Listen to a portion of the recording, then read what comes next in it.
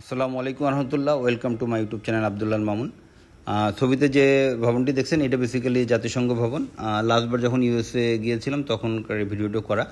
তো আজকে একটু ইউএসএর ট্যুরিস্ট ভিসা সম্বন্ধে একটু কথা বলবো। আমি আবারও বলি, যেটা ট্যুরিস্ট ভিসা B2 আন্ডারে, যেটা যারা অনেকে ট্যুরিস্ট ভিসা বলেন বা ভিজিট ভিসা বলেন, B1 ভিসা না, কিন্তু B1 তো স্পেসিফিক বিজনেস ভিসা, যেটা বিভিন্ন কনফারেন্সের ক্ষেত্রে বা মিটিংয়ের পারপাস করা হয়, ওইটা না, শুধু B2 সম্বন্ধে এটা বলবো। যে যাদের এই মুহূর্তে অলরেডি শিডিউল আছে, হয়তো মে মাসে বা জুন মাসে বা আগস্ট বা সেপ্টেম্বরে, যদি আমার একটা নিজস্ব অপিনিয়ন, এটা শুধুমাত্র আমার নিজস্ব অপিনিয়ন, মানে বর্তমান যে ভিসা দেওয়ার যে রেশিও, বা সাধারণত কি এই মুহূর্তে সবচেয়ে বেশি ভিসা দিচ্ছে যেটা EB3, বা যারা ইমিগ্রেশন ভিসা যেটা থাকে তাদেরই ভিসাটা বেশি হচ্ছে, কিন্তু ট্যুরিস্ট ভিসার রেট খুবই কম।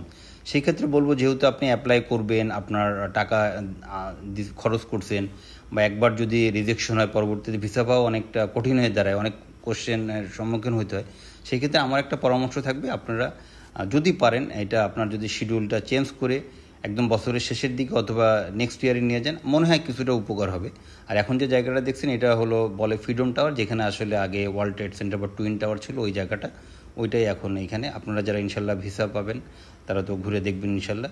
যে আপনাদের সবাইকে ধন্যবাদ। আসসালামু আলাইকুম রহমতুল্লাহ।